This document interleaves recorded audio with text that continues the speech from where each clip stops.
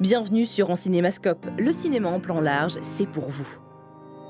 Bienvenue sur la chaîne YouTube de En Cinémascope pour l'interview de Benoît Poelvoorde. Le film, c'est La Bonne Étoile et nous, on vous y emmène. Ah, bonjour Jean-Philippe.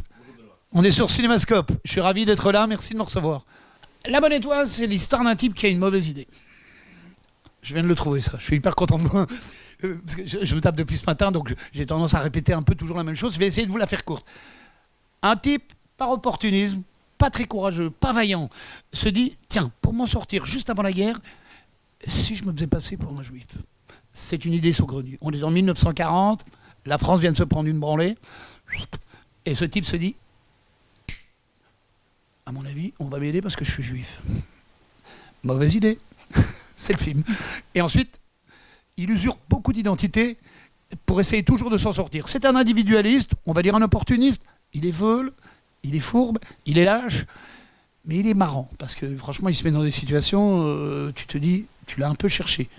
Mais en même temps, vous savez, c'est le destin d'un homme sans courage, sans qualité, qui finit par être héros malgré lui. Parce qu'il n'a rien d'héroïque. Il n'y a pas de gros, il y en a des gags. Mais... Si, il y a des gros dans le film.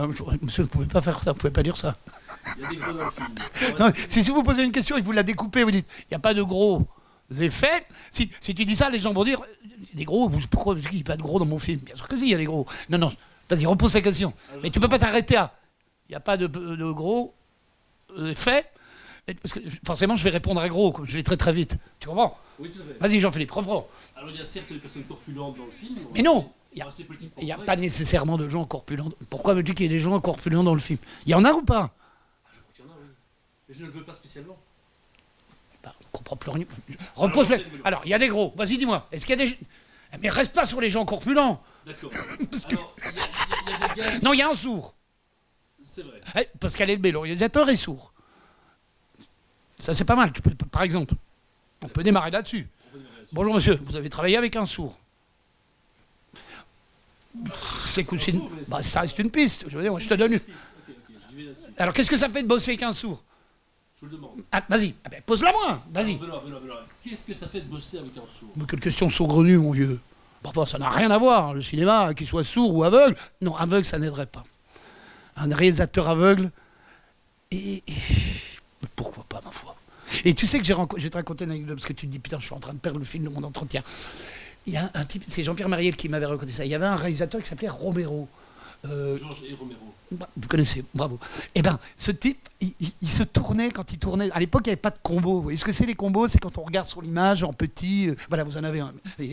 Et le réalisateur, c'est Jean-Pierre Mariel qui me l'a raconté. Je le tiens de Jean-Pierre Mariel, qui a tourné avec Romero dans des films qui étaient doublés. Vous voyez, on disait 1, 2, 3, 4, 5, 6, 7, patates. Du moment que tu jouais, les Italiens doublaient de toute façon. Et le réalisateur, Romero, quand il tournait, il se retournait, il ne regardait pas les gens. Et il faisait Action! Mais il ne regardait pas l'image. C'est assez exceptionnel. Et tout ça pour enchaîner sur le fait, peut-être qu'un réalisateur aveugle pourrait réaliser. Mais en même temps, comment juger l'image? En faisant confiance aux collaborateurs. Vous avez raison. Et au fond, le cinéma, est-ce que ce n'est pas un travail d'équipe individuel, mais qui se pratique? On est comme le vélo. Et puis le premier film de zombie, de mort-vivant, c'était lui. Donc, quelque part, c'est vrai. C'est Romero. Ah, bien. 68? Je ne sais pas, je ne sais pas si... On la gardera si c'est juste. Non, oh, salaud. Ça. Je la garde si c'est juste. Question piège, tu me dis? Non. Attends, je réfléchis. Pour moi, c'est tellement rigolo, la bonne... Je ne trouverais jamais mieux. À l'époque, ça ne s'appelait pas comme ça. La première fois que j'ai reçu le scénario, ça s'appelait... le titre était tellement mauvais que je me suis empressé de l'oublier. Mais quand il l'a trouvé, j'ai dit, ouais, c'est à peu près ça. Tu te dis... Ouais, je ne peux pas trouver mieux. Et Poelvoordien, qu'est-ce qu'il y aurait de Poelvoordien? Je suis beaucoup plus paresseux que lui. Hein. Donc moi, j'aurais fait... je sais pas... On saute du train. Non, mais non, ça va me coûter cher, cette bête blague. Non. Vous gardez la Bonne Étoile? Ouais. Et je me demande comment ça s'appelle. L'Idéaliste, ça s'appelait. Et tu vois, c'est un peu pourri comme titre. Parce que, en plus, j'ai jamais très bien compris pourquoi il avait appelé ça comme ça. Mais si, je peux comprendre. Les gens se font un idéal de quelque chose qui est absolument faux. Mais c'est mieux la Bonne Étoile quand même. Qui n'est pour lui, tout à l'heure j'ai bien enchaîné. Bonne Étoile, mauvaise idée. Je l'ai dit tout à l'heure. Ouais, d'accord. Vous me dites si je me répète. Jean-Philippe. Honnêtement, j'aurais pensé à la foi. Ensuite, c'est parce que j'ai fait le film et qu'il fait un moment un plan assez marrant sur le fait que tu... Mais sinon, j'aurais pensé à la chance, à la foi, ouais. Alors, ouais. Mais je suis catholique, ce qui est assez amusant parce que j'ai fait un film où j'ai été à la découverte, à la rencontre de la liturgie oui, juive. Donc ce qui était assez amusant à faire, c'est que il y a énormément de choses que j'ai dû faire dans le film, enfin que j'ai dû faire, c'était pas non plus un exercice difficile. Mais par exemple, il y a plein de trucs. Parce qu'on m'a demandé ce qu'il y avait de l'impro. Je dis non, c'était quand même relativement écrit. Mais en revanche, il y a des surprises de trucs où moi-même, je dis, je ne comprends. Vous savez, c'est comme si vous assistez à une messe, vous ne savez pas à quel moment vous allez devoir.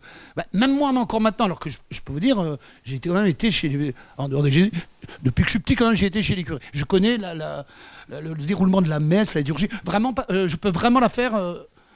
Je peux vraiment vous les faire parfait. Mais je garde quand même, quand je vais aux enterrements en particulier, à quel moment je dois me lever ou me rasseoir. Tu vois,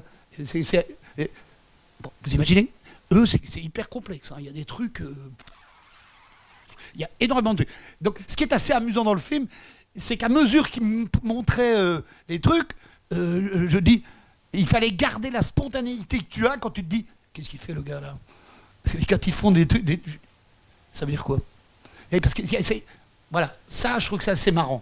En fait, vous n'avez absolument pas posé de questions là-dessus, mais j'ai l'impression que je parle un peu en roue libre. Vous me le dites tout de suite. Allez-y. Marie-France est dans la pièce, et c'est bien comme Marie-France dans la pièce, mais là, c'est moins bien.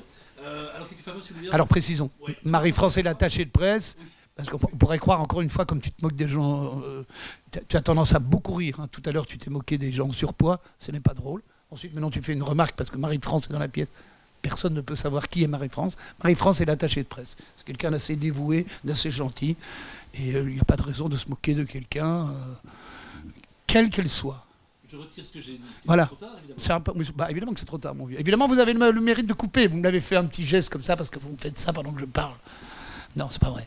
C'est pas vrai. Merci de nous avoir rejoints sur la chaîne YouTube de En Cinémascope. Rendez-vous sur le site encinémascope.be ainsi que sur nos comptes Instagram et sur le compte Facebook. À bientôt.